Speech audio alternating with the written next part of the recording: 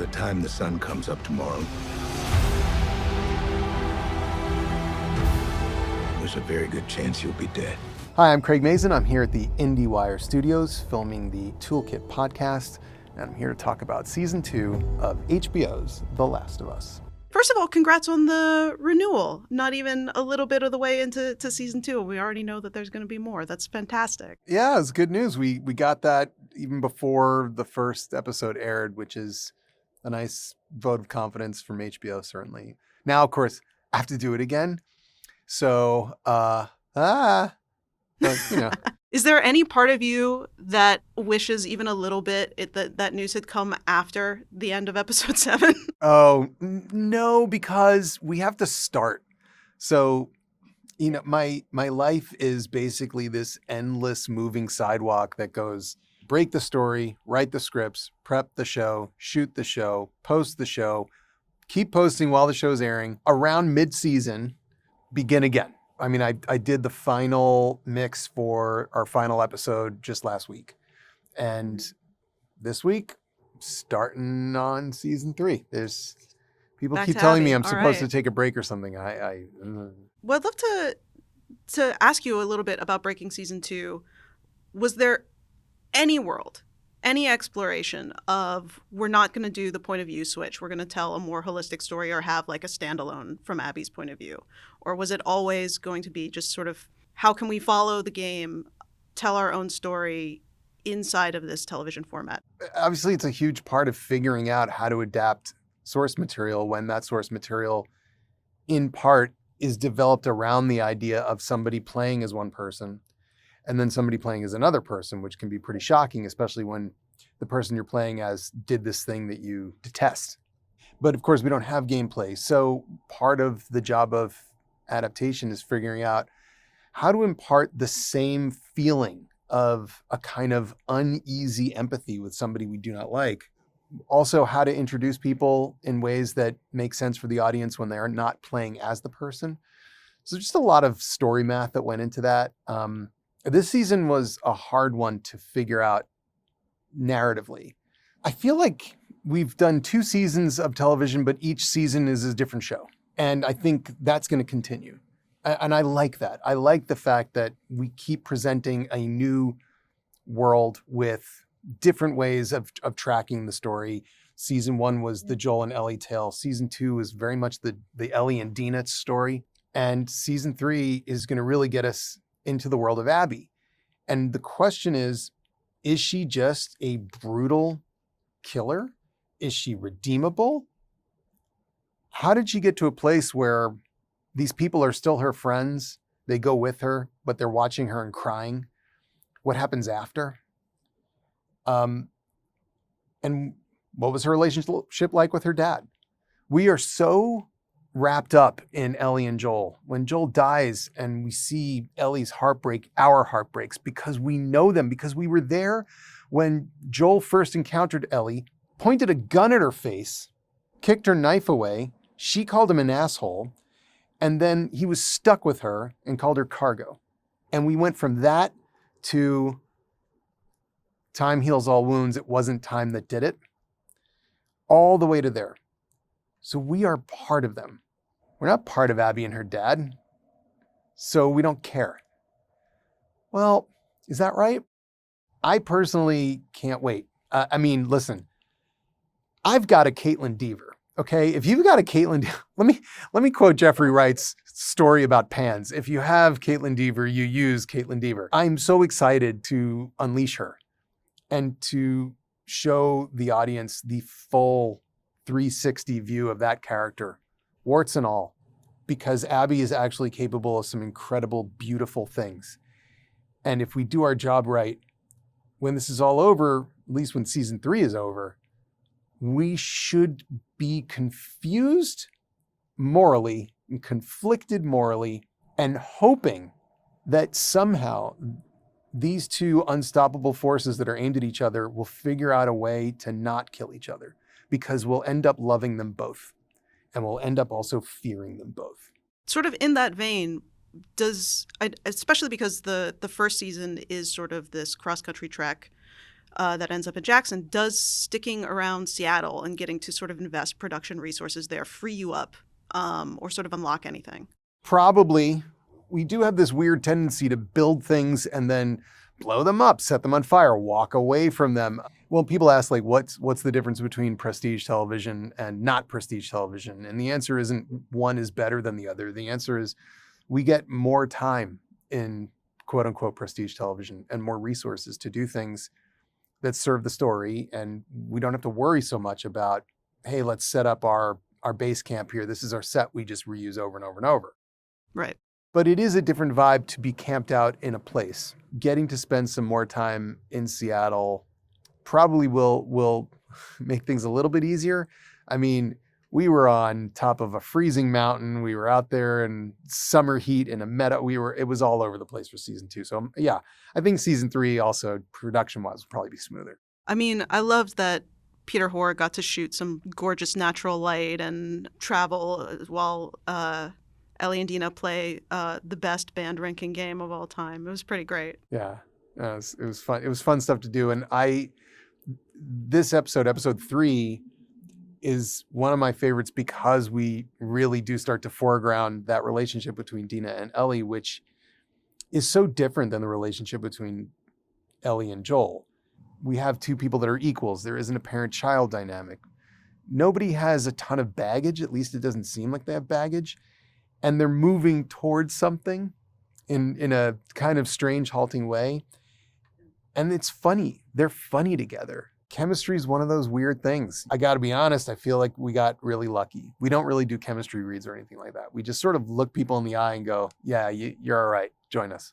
Actors are good at their jobs too.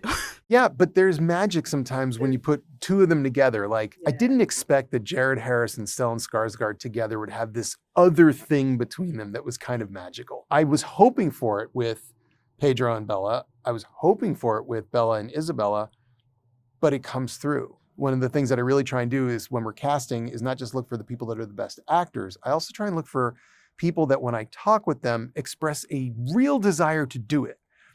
Because there's like, yeah, I'll do that. Or yeah, I'll get paid for that. Or I really want to do this. Here's why. And they come with passion. That's where they connect. That's where I think actors connect. Yeah, it makes a ton of sense. And I think this season is full of interesting counterpoints to Joel and Ellie's relationship that we get to explore even as Ellie gets more and more traumatized in the process. I'd love to ask you a little bit too about sort of expanding the infected, that we get to explore different kinds of infected, introducing the airborne element, and kind of how you thought about that. And I'm sure the mountain of effort and the horde of people it took to make those hordes. The horde for the hordes. The infected also took a huge step forward, not only in terms of their own evolution inside of the show, where we introduced the stalkers, who are much smarter and far more clever than your average infected, because the infected mostly are presented as kind of feral. But that meant too that we had to take a step forward with our process. So we do a blend of very complicated prosthetics and then very involved visual effects. And the visual effects starts by relying really on the prosthetic work that Barry Gower and his team do. So they sculpt the clicker heads, they sculpt an entire bloater, they sculpt a stalker head and the stalks and all the rest of it. Once we have that, crafted out, then it all gets scanned and recreated. And then we have, yes, a horde of people, both stunt people, and then we've got Weta. We've got a company called ILP. We've got a company called Rise. We've got a company called Storm. All of them are doing incredible work all around the world. Scandinavia, Germany, New Zealand, Canada. And our visual effects supervisor, Alex Wong, becomes kind of like he's almost like another director / production designer / makeup artist, because he has to cover all those things. And we really try as best we can to make everything look as real as we can so that you're not sure. Even when I'm reviewing, sometimes I'll point and I'll go, is that one of our people or is that one of your people? I can't tell. And that's a pretty good sign. As we know from this season, that hospital in Seattle, it's where they brought the first infected patients in 2003. So we know that there's nothing on B1. We've seen how bad it is on B2. There is, of course, B3. Hope we don't end up there. Oh gosh, what a Chekhov's gun that I'm sure we'll never fire. Yeah, Chekhov's basement level. Yeah. Chekhov's basement level, fantastic. Yeah, it's really such interesting work, both visually and sort of in terms of structuring the story, of feeling like this isn't just a static threat. They are evolving, they are expanding, the world changes, and the characters have to adapt to new challenges, which is this very nice level of realism to go with, the loving, incredibly detailed production design that like recreates the title screen for the second game and all, everything that's going on in there. There's a temptation to want to just, when you hit a second season or a third season, just go bigger, bigger, bigger, bigger. I think there are moments that need to be bigger because the story needs them to be bigger. But also, I'm a big fan of kind of delivering the experience. There is a danger sometimes. You can get caught up in the grip of spectacle. There are shows that you could almost feel like once the spectacle started, they couldn't stop and they had to keep topping themselves. And I feel more like we let the story drive it forward. But part of our story is that Ellie is descending towards something. This is like going through circles of hell, and they're different. Some of them are spectacles. Some of them are action. Some of them are just one person talking to another person. Some of them are the decisions she makes in the dark. And some of them are the consequences of her passion. And just bad timing, too. Bad timing. But, you can't really have bad timing if you don't put yourself in the spot where bad timing matters. That's fair. So I don't necessarily feel like we're in a groove where every episode has to go kaboom. There are some kabooms, and then there are not. And I still believe in the power of one person talking to another person. Those are my favorite scenes. I want to ask you a little bit about adapting the conversation between Joel and Ellie on the porch that we hear the full version of at the end of episode 6. Shot for shot, down to the mug, it's very similar to the cutscene. But you expanded that moment between the two of them and also cut it off at an interesting point. I would love to hear you talk about adapting that moment. First of all, the choice to put it there is a big choice, because that moment comes all the way at the end of the game, all the way at the end of the whole story. And Neil and I felt this is where it belonged, because we wanted to understand Ellie before we went further. We needed to know what she knew, and we needed to understand how she really left things with Joel before he died. And that has been a bit of a mystery. Most people probably noted when Ellie was talking to Gail in the hospital and said, yep, should have talked to him, didn't. We could all feel she was lying, but we also were like, yeah, but you did actually walk by him and not talk to him. So getting to this point was enormously important for me and for Neil. I love the way that scene looks in the game. It was an easy choice to sort of go, guys, we're leaning against the railing. You've got your coffee mug. This is where we are. But the way that unfolds is different. And what I love about it is Ellie, unlike Ellie in the game, who finds proof. She goes to Salt Lake City and finds proof. Our Ellie doesn't have proof as much as just strong instinct that, based on the questions that have been bothering her for all these years and the way Joel lied to her about Eugene. So what happens here is she asks the questions and Joel has to answer each one. And I love that. I just love how hard it is for Pedro, how hard it is to get it out. It's gorgeous. Making a cure would have killed you. Then I was supposed to die. That was my purpose. My life would have fucking mattered, but you took that from me. You took it from everyone. Each one of those is gorgeous because he understands he's going to drive her away, and it's somewhat within the context of what we know now about his own childhood and his own father. And to be able to express to her something incredibly important, which is that there is a love that parents have for children that children do not understand. No one understands it until it happens to them. And when it happens, you're like, okay, yeah, this is actually completely different. And It's so strong, you're willing to sacrifice anything for that person, including your own relationship with them. Ellie in this moment is so hurt and feels so betrayed and is so horrified by what Joel did, especially to Marlene. She even asked specifically Marlene, but she's so connected to him, she can't let go.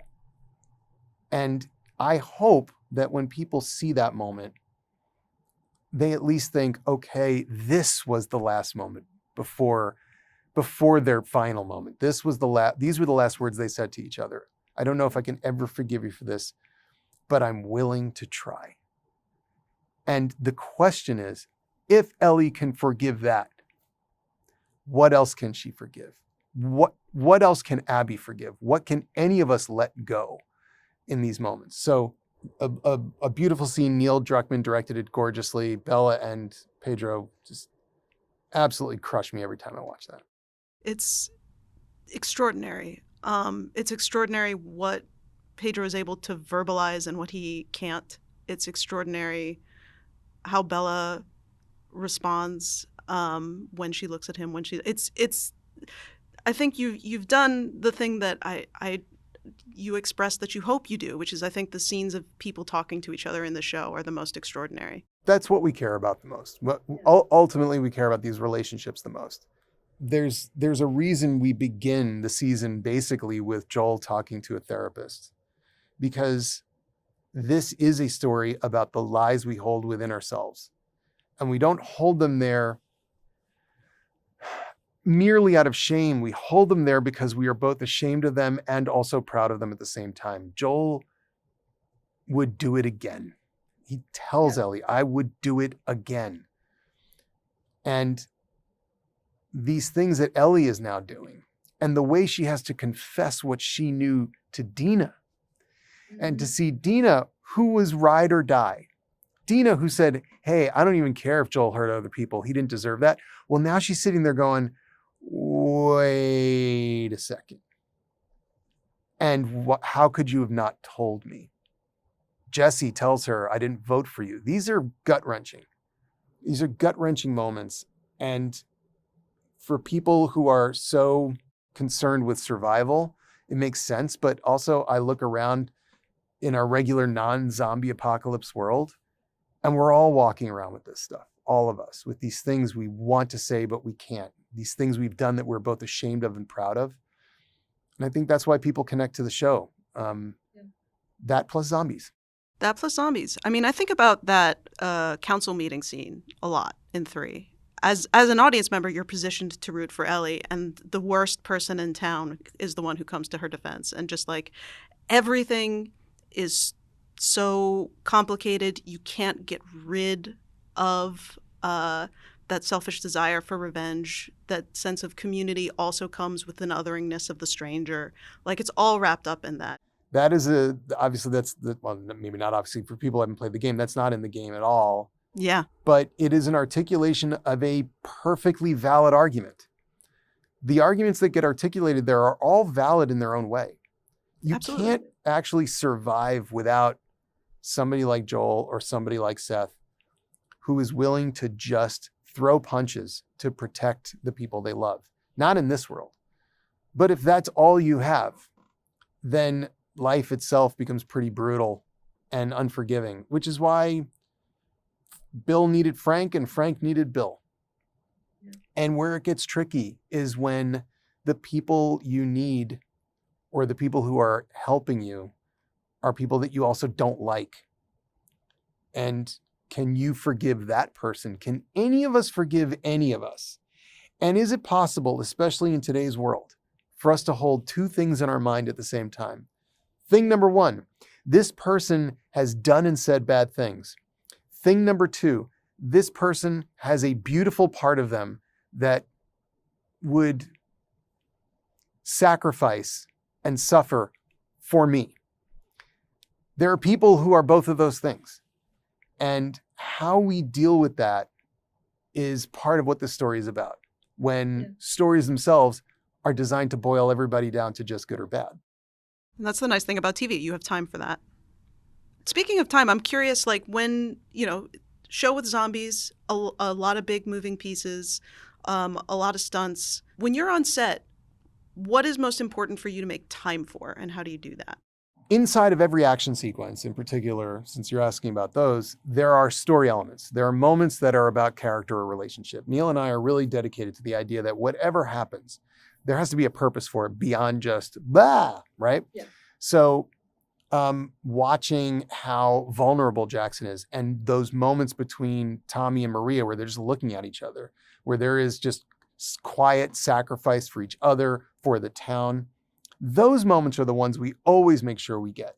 Because you can, I think, sometimes in the hullabaloo of a day, where you're trying to figure out how to get 100 people from here to here with fire and explosions and gunfire, you forget, oh, but the point of this is for him to look at her and for her to look at him. Yeah. So we always make time for that. It's one of the reasons why Mark Mylod, I think, was so successful on that episode, because he has both the ability to shoot that scope and scale, but he never forgets about those moments. So like, I never had to worry with him on set about that. I just knew he was going to get it. Let's talk about torture for a second. Okay. And I would love to ask you about adapting Joel's death so that we have more information about who Abby is and what she's doing. Joel's response in that moment, like there's some interesting things that the show does that I think sets subsequent episodes up very well, but are distinct choices. And so I would love to hear you talk about how you approached that scene in that moment. Well, it's a little bit different than it is in the game in this regard. In the game, Abby beats Joel to death with a golf club, which in fact is what happens if you hit somebody in the head a few times with a golf club, you're going to beat them to death. And the difference for the game is that the characters in the game naturally, because of the tone of that world, can suffer way more physical injury than live action characters can. So for example, in the game, there's a moment where Joel falls 2 stories out of a window, lands on a piece of jutting rebar, which goes through his abdomen. The fall alone would kill you. The rebar definitely kills you. And he doesn't die. So we have a slightly different tone we have to hit. Yeah. But I thought it was an interesting thing to, and we see this with Joel, we see it with Abby, and we see it with Ellie. This idea of swinging something down on someone to hurt them. Abby's instinct is to hit him right where she shot him to cause pain. Ellie swings down on Nora's leg to make sure she doesn't kill her, to get her to talk. And the similarity of their torture is quite stunning. It's quite remarkable to me how similar they are in their brutality and in their loss of self in that moment. They're just not who we know. I don't know those people. Now with Abby, that's mostly what we've seen. So the interesting thing is what happens when we see the other part. But with Ellie, we've seen so many other sides of her. And in episode 6, we're reminded of what she was like just as a child, as a carefree child. And that's one of the reasons why we wanted to end episode 5 the way we did. She's seemingly lost to us and lost to herself. She's this demon in red light torturing a dying woman. And then the next thing we see is her as a little girl again, waking up and saying hi to her dad. How do you get, well, some people are both of those things. And we don't shy away from showing it. That's sort of the point. Absolutely. Above the table, I'm curious if there's anything that I haven't asked you about, sort of either the structure or your directing work on season 2 that you would like to talk about that you're particularly proud of. Well, I think I'm still developing as a director. And I'm learning every time. I learn not only from my work directing, but then I learn working with the other directors and picking up tips and tricks. Although I do know that much like writing, every director is different. Every director has their own approach. It doesn't really make much sense to try and be an amalgamation of all directors to create yourself as some sort of you have to be you. And we all have our strengths and weaknesses. But working with Ksenia Sereda, our main cinematographer, has been really instructive for me. I've learned so much from her, and I think we work together really beautifully to find these moments, these images that strike you. And I'm at least in the first episode, we create a lot of what then is for the rest of the season. I mean, the first episode preps the season.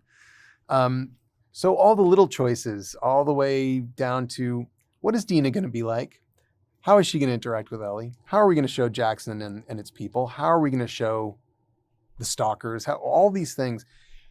But I guess as a director, I'm particularly proud of the kind of tracking shot of Ellie walking down a supermarket aisle, and just as she passes that kind of gap, you see a little something scurrying in the background. It was like a little bit of timing and setup, and well, a little bit. It was a lot. It was a lot of meetings just to get that right. But I'm still developing. I think I'm looking forward to season 3 and just continuing to grow as a filmmaker and trying to learn as much as I can from everybody else around me. I'm excited for Abby and Lev. There will be Lev. Yes. We'll give you some news, because people are like, what if they don't? There will be Lev. Thank you so much, Greg. I really appreciate it. Thank you. It was a great interview.